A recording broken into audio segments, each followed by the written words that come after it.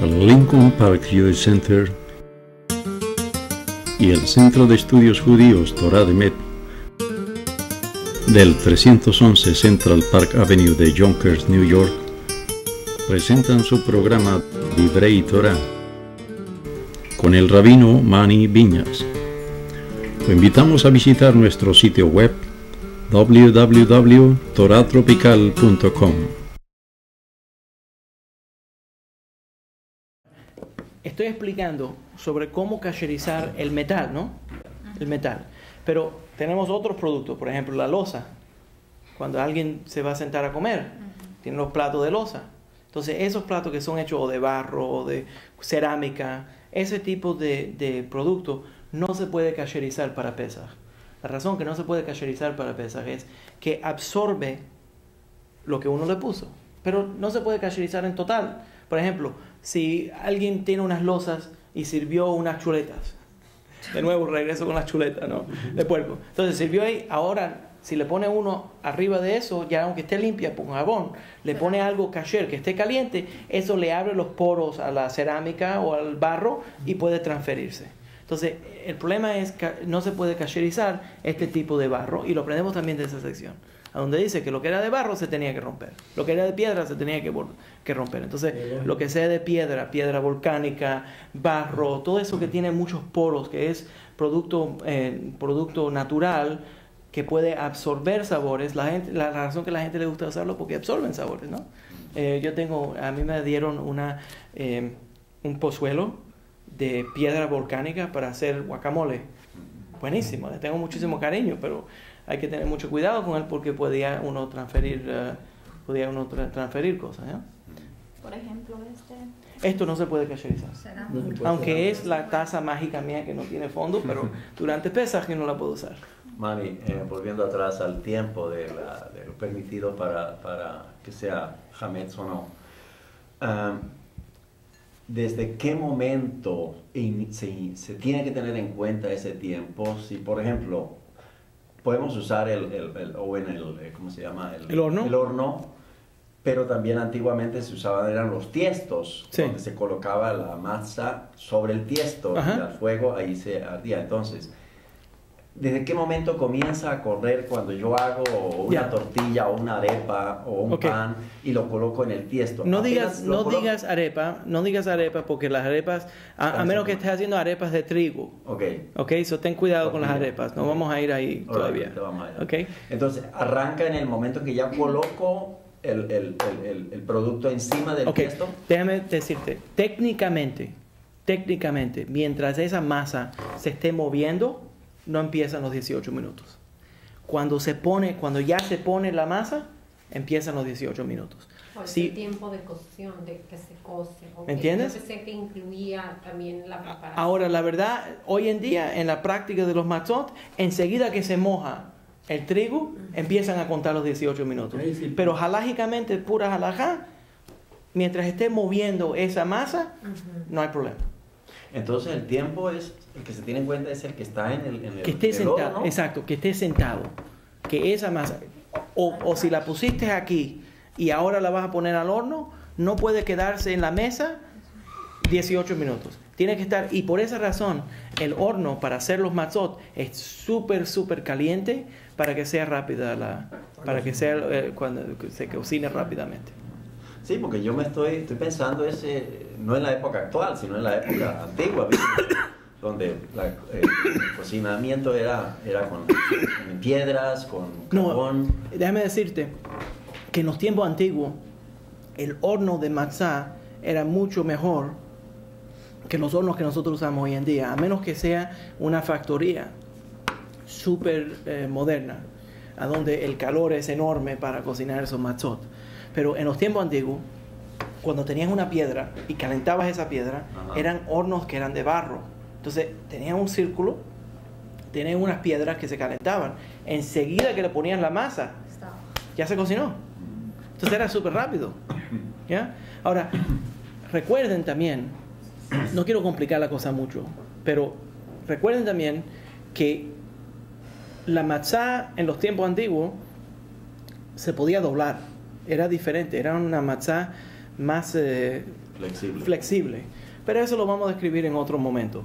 Lo que quiero explicar aquí es, lo más importante es evitar hametz y comer matzá. ¿Se entendió? Ok. Ahora, ¿entendieron la ley sobre el matzá de huevo, el egg matzah, matzá ashirá? ¿Ok? Los ashkenazim, nada más los niños pequeños y los ancianos lo comen. Los sefaraditas, nosotros lo comemos sin ningún problema. ¿Ya? Y explico que la diferencia entre la matzá regular y la matzá de huevo es que la matzá de huevo le echan huevos y le echan jugo de fruta para la masa, pero nunca puede tener ni una gota de agua. Si tiene una gota de agua, automáticamente es hametz. ¿Ya? Entonces tienes matzá shemurá, que son los redondos, que son hechos a mano, que se resguardaron, le pusieron un guardián, alguien que lo cuide, desde el momento que se cortó el trigo, antes de molerlo, para que no se moje.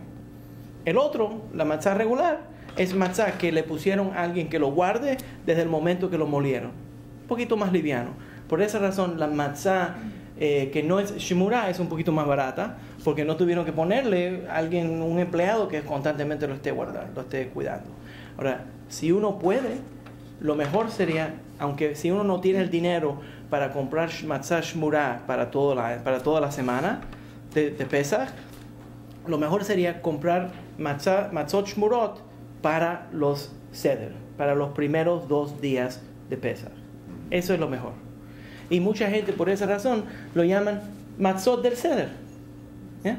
Entonces se usaban los matzot del seder. Yo voy a escribir un poco más sobre el seder de Pesach, la cena de la comida de Pesach, pero la gente que no pueden comprar matzot shmurot para toda la semana de Pesach, por lo menos compran algunos para el seder de Pesach, porque esa es la mejor forma de hacer la mitzvah, de comer matzot.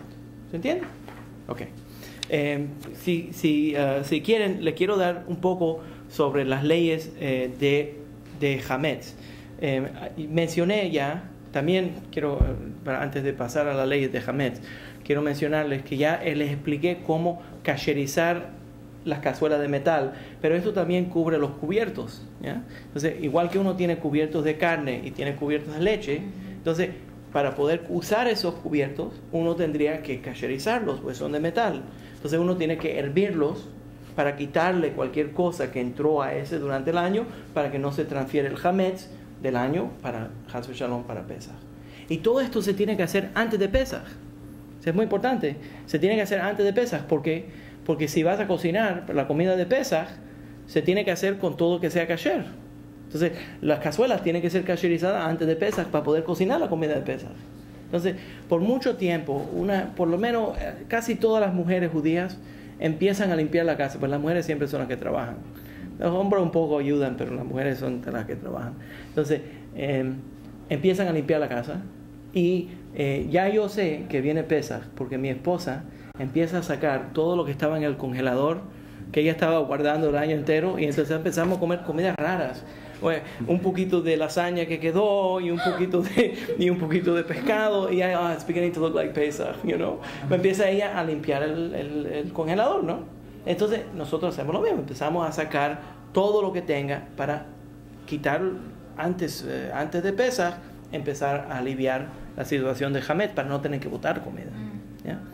¿Y si la persona vive sola? ¿Empieza a hacerlo ya? Pero no, lo que yo digo, en el caso mío, mi cocina es muy pequeña. A mí me queda más conveniente los gabinetes, cerrar los gabinetes y poner abajo pues la comida que se va a usar por la semana. ¿Se puede hacer eso? ¿Se puede cerrar el gabinete? O sea, no sé, cerrarlo. Yo voy a explicar eso. Asegurarlo de una forma que uno no lo va a abrir en Pesach. Yo voy a explicar eso mejor, pero déjame explicarte. Okay. Lo mejor sería quitar completamente el hametz. Sí. Si hay hametz que uno no puede deshacerse de él, o que si es un producto, algo que es muy caro, que uno tiene que, uno puede vender ese hametz, vendérsela a una persona que no sea judía, que la ley no la aplica, prohibiendo que él tenga hametz durante Pesach. ¿Lo puede regalar? Lo puede regalar. Y entonces después que ellos te lo regalen. Eso se podría. Pero no puede ser un regalo condicional, de que yo te lo voy a regalar, pero después me lo regala. Pues entonces ya no es un regalo. Y no le puedes decir, me lo guardas y después... Tampoco, porque es mío. ¿Me entiendes? Entonces, la Torah prohíbe que yo no sea dueño del hametz. Entonces, si yo te lo transfiero a la casa de otra persona, no puedo apuntarte a ti porque tú no puedes ser dueño de hametz tampoco. Pero si quiero dárselo a alguien, guárdamelo en la casa tuya, todavía es mío lo que está en la casa de él. Entonces, uno no puede ser dueño del hametz. Entonces, lo que la gente han hecho para darle el círculo a esto, para guardar, por ejemplo, alguien tiene un hombre que tiene una licorería, un judío que tiene una licorería, imagínate, es dueño de grandes cantidades de hametz. Entonces, si él tiene que botar todo ese hametz, se va a la quiebra, ¿no? Entonces, lo que hacen es que hacemos un contrato. El rabino va y vende el hametz a alguien que no es judío, es permitido que ellos sean dueños del hametz. Y entonces al final, cuando termina la fiesta, nosotros se lo volvemos a comprar a él y entonces ya el hombre lo puede tener, porque él no fue dueño del hametz. Pero lo mejor es sacar lo más posible el hametz que uno tiene en la casa. La prohibición es tan grande que es mejor no tener. Es mejor no tenerlo. Ahora, si uno va a tener una gran pérdida muy grande, una pérdida muy grande económica, entonces uno hace la jugada de vender el hametz. ¿Cómo se llama esa jugada? Ese es mejirat hametz, es vender el hametz. Ahora, la razón que la gente van al rabino para que venda el hametz es porque es un proceso complicado. Igual que los abogados, uno pone a un abogado a hacer ciertas ventas. No es una venta liviana, es una venta seria. Entonces, ocurrió, por ejemplo, déjeme dar un ejemplo, ocurrió una vez en Europa que un rabino le vendió el hametz a un gentil, a una persona que no era judía, de la comunidad. El hametz de toda la comunidad se lo vendió a este gentil, y cuando regresó a comprar el hametz, el gentil le dijo, no te lo vendo, a menos que me des millones y millones de dólares. Entonces, o dice, bueno, esta venta fue falsa y todos los judíos violaron la ley de ser dueño de hametz, o tiene que darle el dinero. Entonces al final le tuvieron que dar el dinero. Entonces lo que nosotros hacemos hoy en día es que nosotros le rentamos la propiedad. Esto es muy importante. Le rentamos la propiedad a donde está localizado el hametz. Entonces cuando ustedes ven el formulario moderno, los rabinos son abogados también. Entonces el formulario va a decir, yo le empodero al rabino Viñas a vender el hametz, ¿ya? O cualquier rabino, a vender el hametz mío, ¿ya? Y el hametz mío está localizado en el gabinete, por ponerle el gabinete de la cocina. ¿Por qué? A mí no me interesa lo que ustedes hagan en su casa, ¿no? Pero la razón es porque nosotros estamos rentándole el gabinete a la persona que está comprándolo. Y entonces al final de Pesaj, y todos los contenidos que están ahí, también se los vendo. Al final de Pesaj, te voy a subir la renta, o me vendes el hametz que está dentro de ella. You gotta be a Jew to do that. ¿Tú entiendes? Entonces es una jugada, pero es una venta. Entonces, todo esto es para evitar, lo más importante, suena como un truco. Y la verdad es que eso es lo que los rabinos lo llaman, un truco halágico. Pero lo mejor sería evitar completamente que uno se deshaga completamente del hametz. Ahora, si hay algo que es muy caro, que uno quiere guardar, entonces uno puede llegar a ese plano. Pero es mejor completamente deshacerse del hametz. Ahora, hay otra, quería antes de lo del asunto de vender el hametz, quiero mencionarles que hablamos de kasherizar el metal, ¿ya? Hay que estar seguro de que uno no tenga pedazos de hametz dentro de los gabinetes. Entonces, lo que la gente hace es que abrimos todos los gabinetes, sacamos todo lo que está ahí y lo limpiamos bien para estar seguros de que no exista allí ningún hametz. Es una limpieza completa de la casa, ¿ya? Entonces uno tiene que pensar a dónde nosotros comimos. Hay gente que le gusta esconder galletitas dentro de los bolsillos, ¿no? Para que nadie los vea comiéndoselo. Tiene que chequear la ropa también a esa gente. Entonces, cualquier cosa así, ¿ya? ¿Verdad? La cartera. ¿Ustedes saben cuántas mujeres tienen cosas en la cartera? ¿Tienes galletas en la cartera? Sí, hay que chequear todo eso. La oficina donde uno trabaja. Todo. El carro. La gente limpia en el carro. ¿Por qué? Porque dentro del carro la gente anda comiendo, ¿ya? Entonces hay que estar seguro de que todo esté limpio, ¿ya? Entonces, en el caso de las mascotas. Todos los lugares a donde, especialmente los animales, andan comiendo, caminando, entonces pueden regar cualquier cosa. Entonces uno tiene que chequear todo lo que está alrededor de uno. El refrigerador se tiene que hacer una limpieza completa para estar seguro de que no tenga hametz, ¿ya? Esto es una cosa seria. Ahora, mucha gente se creen cuando yo hablo de hametz que son nada más comidas sólidas, pero hay productos que son líquidos que tienen hametz. Que contienen hametz. ¿Ya? Muchas veces, te voy a decir, muchas veces hay cosas, jugos, que le echan algo de hametz para ponerlo más espeso o para cambiarle la consistencia. Entonces uno tiene que leer cuidadosamente de que ese producto fue producido, guardado de que sea kasher para Pesach. Por esa razón, muchas cosas tienen OUP, que dice OU, kosher para Pesach. ¿Por qué? Porque uno tiene que tener cuidado de que a veces uno ni piensa que alguien le podría echar algo, pero sí le echan, ¿ya? Entonces, cereales, si tiene malta, automáticamente eso es hametz, ¿ya? Muchas cosas que se le echan a la comida que uno no lo pensaría, tienen que tener mucho cuidado porque puede tener extractos de hametz.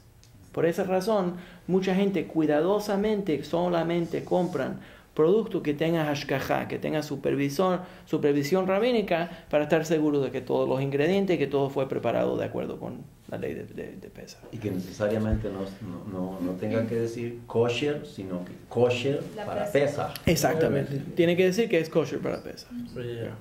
Exacto. Ahora, también las cosas de cristal. Ahora, hay gente que usan losas de cristal, los vasos de cristal. Todo eso se puede limpiar y preparar para Pesach. Los ashkenazim y los sefaraditas tenemos diferencia de opinión de cómo kasherizar el cristal. Los ashkenazim remojan el cristal por 3 días, cambiando el agua. Por ejemplo, cogen la bañadera, la llenan de agua, ponen todos los productos de cristal allí y le van cambiando 3 días. La idea es que cualquier cosa que estaba dentro de los poros, que tal vez entró al cristal, que se le salga. Suaviza y abre. 3 días. Ellos lo cambian. Nosotros simplemente lo limpiamos. ¿Qué quiere decir? Lo lavamos, jabón y agua. La razón que hacemos eso es, pues nosotros decimos que el cristal no tiene los poros y que es tan pulido que nada se le va a pegar. Entonces nosotros normalmente decimos que uno nada más lo tiene que lavar. Los ashkenazim hacen algo más elaborado. Algunas comunidades de ashkenazim lo que hacen, en vez de remojarlo 3 días, lo remojan 1 día, 24 horas. Pero casi todos los ashkenazim remojan el cristal, lo ponen en agua para kasherizarlo. Pero ese es el proceso que ellos usan. Nosotros lo usamos lavándolo simplemente porque decimos que nada se va a transferir, que simplemente uno lo puede lavar. Por ejemplo, uno puede usar un vaso de cristal para tomar agua mientras está comiendo algo de carne, lavarlo y después usarlo para la leche. ¿Por qué? Porque el cristal no va a transferir nada, ¿ya? Los judíos sefaraditas usamos también platos de loza. Los platos de cristal se pueden intercambiar entre carne y leche. Los ashkenazim no lo hacen. Ellos no acostumbran a hacer eso. Hay diferencia de opinión en la práctica, ¿ya? Okay. Cuando uno tiene solamente un lavabo y tenemos que usar para leche y carne, ¿cómo hacemos? La forma que nosotros normalmente tenemos como una bandeja que ponemos las cosas de carne y en otro lado ponemos las cosas de leche. Entonces cuando está uno limpiando los productos de carne, las losas, los cubiertos de carne, entonces uno pone una malla abajo, lavas y entonces lo secas. Entonces, luego cuando todo esté bien, entonces cuando todo esa de carne salió, entonces uno puede poner las cosas de leche con otra malla. ¿Me entiendes? ¿Se entendió? Sí, no, yo digo el lavabo donde se... Sí, el lavadero. El fregadero. Sí. Entonces lo que uno hace es, hay una malla que uno pone, que esa malla, por ejemplo, la pone nada más para carne. Entonces cuando estás lavando las cosas de carne, ahí no puedes tener mezclado las cosas de leche y las cosas de carne. Entonces lo que hace es que pones las cosas de carne, lavas con esa malla puesta arriba de donde está el fregadero, ahí. Entonces lava las cosas, lo separas, quitas la malla y entonces pones las cosas de leche. Y son separados, ¿ya? Mientras no esté mezclado. ¿Se aplica la misma con la esponja? Porque yo uso una esponja. Tiene que ser 2 esponjas. Una de carne y una de leche. ¿No? ¿Bien? Ok. Entonces, entienden cómo kasherizar. Yo quiero mencionarles ahora. No piensen, todo esto suena como una cosa sumamente legal y verdaderamente lo es. Y es una cosa seria y complicada. Pero yo quiero mencionarles la parte filosófica. ¿Ya? Porque los Mekubalim hablan sobre esta idea y básicamente están hablando de que Hametz está relacionado con el ego. Simbólicamente es el ego humano. ¿Qué es lo que quiere decir? Cuando el pueblo judío salimos de Egipto, Dios se atendió mucho del pueblo judío. Entonces podría ser una oportunidad, Chas v'Shalom, Dios nos guarde que no sea así, pero la gente empieza a pensar que las cosas que uno recibe es porque uno lo deserva. Y la verdad es que uno no lo deserva, es la bondad de Dios que se lo da a uno. Entonces, la experiencia de sacar el hametz de la casa es una manifestación de algo físico que representa algo espiritual. Y eso es autoanalizar cuáles son las partes de mi ser que me hacen egoísta, que me hacen pensar que yo soy más superior a los demás. Y imagínense lo que es el leudar, que quiere decir que esa masa está creciendo, se está llenando de aires. Entonces, filosóficamente, el ego está representando que uno se llena de aires. La fiesta de Pesach es sacarle el aire. No permitir que esta experiencia de la supervivencia del pueblo judío, de todas las cosas que han ocurrido, de que mientras nosotros estábamos saliendo de la esclavitud de Egipto, Dios formó una nación. No se vayan a pensar que ustedes, la nación judía, son más importantes que los demás. Por esa razón, la matzá la comimos cuando éramos esclavos y también cuando éramos libres. Entonces, el andar buscando hametz por toda la casa, es simbólicamente analizarnos en todo nuestro comportamiento, todas las partes de nuestra personalidad, para ver si tiene hametz. ¿Ya? Entonces, simbólicamente, el hametz es representante del yetzer hara, del deseo del mal. ¿Ya? Y al final de todo este proceso de sacar el hametz de la casa, la noche antes de Pesach, nosotros tenemos la costumbre de coger 10 pedacitos de pan. Es una de lo más bonita de la costumbre. Se ponen 10 pedazos de pan y se hace una búsqueda de hametz. Y esto está conectado a Bedikat Hametz, que es buscar el hametz. Y lo que acostumbramos es usar una linterna o usar una luz débil para analizar por toda la casa, buscar cualquier hametz. Simbólicamente, la casa de uno buscando lo que es el yetzer hara. Entonces se colectan estos 10 pedazos de pan y el día de Pesach, Erev Pesach, por la mañana, se quema el hametz. Y los cabalistas explican que la única forma de ganarle al deseo del mal o al deseo de hacerse más que los demás, de tomar aires, es con mucha pasión. Destruir eso con mucha pasión. Igualmente se quema con fuego. Entonces tiene mucho simbolismo espiritual este proceso también. Pero como todo en el judaísmo, tiene un elemento espiritual, psicológico, místico, y también tiene una aplicación física. ¿Ustedes me entienden? Entonces, como nosotros creemos en esto, entonces lo demostramos actualizándolo en una forma tangible, ¿no? Una forma física.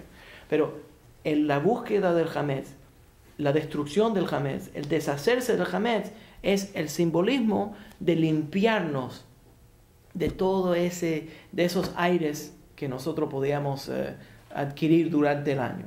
Entrar a Pesach en una forma más modesta, humilde.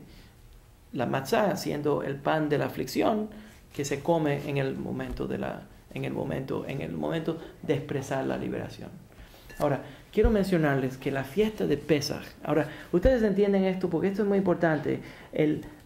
Durante el Seder de Pesach, que es la primera noche y la segunda noche de la fiesta de Pesaj, se hace una comida donde la familia, amigos se reúnen y comemos cosas simbólicas que nos recuerdan de la historia de Pesaj. Y la Torá dice que el mandamiento de la noche de Pesaj es recontar lo que ocurrió en el éxodo de Egipto, Behigadet Alevinja, contarle a los niños y a todos, contar la experiencia de Pesaj, actualmente hablando, y comer matzá. Y todos los productos que vamos a comer durante esa comida van añadiéndole al proceso de recontar lo que ocurrió en el éxodo de Egipto. Pero interesantemente, la mayor parte de esta comida se describe en la Torá, y es comer el carnero del sacrificio de Pesaj, el Korban Pesaj. Hoy en día nosotros no podemos comer ese carnero porque no tenemos el sagrado templo. El único lugar a donde uno podría traer el sacrificio del Korban Pesaj sería allá en Jerusalén, en el sagrado templo. Entonces hoy en día no podemos comerlo. Pero la Biblia nos manda a comerlo. Ahora, si la Biblia nos manda a comerlo solamente cuando se trae al templo. Hoy en día no lo podemos hacer. La forma en que nosotros nos conectamos a eso es hablando del Korban Pesaj, recordando, añorando el Korban Pesaj. Interesantemente, ahí hay otra diferencia entre los Ashkenazim y los sefaraditas que quiero mencionar. Los Ashkenazim no comen carne asada seca, para recordarse que algo falta. Not to eat dry roasted meat. Recordar que algo falta porque no pueden comer el Korban Pesaj. Los sefaraditas, al revés, comemos carnero para recordar el Korban Pesaj. Pero igualmente, parte de la práctica es recordar el Korban Pesaj. Ahora, Maimónides, el Rambam, explica que cuando nosotros comemos, los sefaraditas sí comemos un pedacito de carnero o un pedazo de carne asada, que tenemos que cortar la carne asada en pedazos para que no aparezca que es el actual Korban Pesaj. Ahora, interesante, porque yo tuve una conversación con un señor, un pastor, en Santo Domingo, que yo quiero mencionarlo porque siempre se me ha quedado, allá en Santo Domingo tuve esta discusión con él y siempre se me ha quedado en la mente. Lo encontré interesante porque él, una de las problemas que él tiene con lo que él llamaba el judaísmo rabínico es que nosotros no comemos el Korban Pesaj. Y él había leído por el internet, porque el problema que tenemos es que mucha gente que quieren apegarse al judaísmo viven un judaísmo del internet, de la red, y se creen todas las cosas que tienen en la red y no saben que el judaísmo es mucho más profundo y que tiene múltiples opiniones y múltiples prácticas. Entonces leen las cosas del internet y muchas veces la gente lee las cosas de Chabad. Y gracias a Dios, Chabad está haciendo muy buen trabajo en promulgar las opiniones de ellos. Pero ellos no explican las opiniones de otros. Entonces uno trata de encontrar las opiniones sefaraditas, casi no se encuentran en la red. Por eso que nosotros estamos haciendo esto. Por eso estamos haciendo esto, para explicar las cosas. Y yo doy el punto de vista ashkenazí y también el punto de vista sefaradita. Pero muy poca gente difunde el punto de vista sefaradita. Entonces, este señor acostumbraba a comprar un carnero, asarlo y ofrecerlo como el Korban Pesaj. Y había leído en el internet que era prohibido comer el carnero, porque los ashkenazim no comen el carnero, para recordar que falta el Korban Pesaj. Entonces, me atacó el Señor y estaba molesto porque yo soy una de las personas que no permitiría el comer el Korban Pesaj. Entonces, lo primero que le dije, primeramente, tiene que entender, Señor, yo soy rabino sefaradita. Si usted quiere comer carnero, cómaselo. Yo no tengo ningún problema con él. Ahora, si quieres decir que es el Korban Pesaj, entonces las únicas personas que pueden comer el Korban Pesaj son los judíos. Porque la Torá prohíbe que un gentil que no está convertido coma el Korban Pesaj. Ahora, hoy en día cualquiera puede comer en la cena de Pesaj, porque como no tenemos el Korban Pesaj, los gentiles y los judíos pueden participar juntos. Pero cuando venga en el tiempo del templo, las personas que querían comer del Korban Pesaj tenían que convertirse. Entonces yo le dije, yo no tengo ningún problema, si quiere comer el carnero, cómaselo, pero cómaselo que esto es una carne que estamos comiendo en memoria del Korban Pesaj. Y si quieres decir que estás comiendo el Korban Pesach, entonces no te lo di a comer, porque no eres circunciso. Entonces uno tiene que tener mucho cuidado con todas estas leyes, tiene mucha complicación, ¿ya? Entonces mucha gente empieza a leer la Biblia y no entienden que los mandamientos que están directamente escritos en la Torá, a veces son los mandamientos que le aplicaban a ese primer Pesaj y no a los demás. Entonces tiene mucha ciencia esta aplicación de la ley.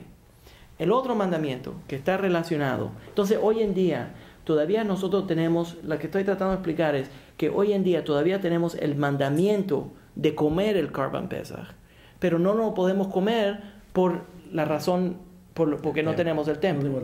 Pero todavía tenemos que comerlo.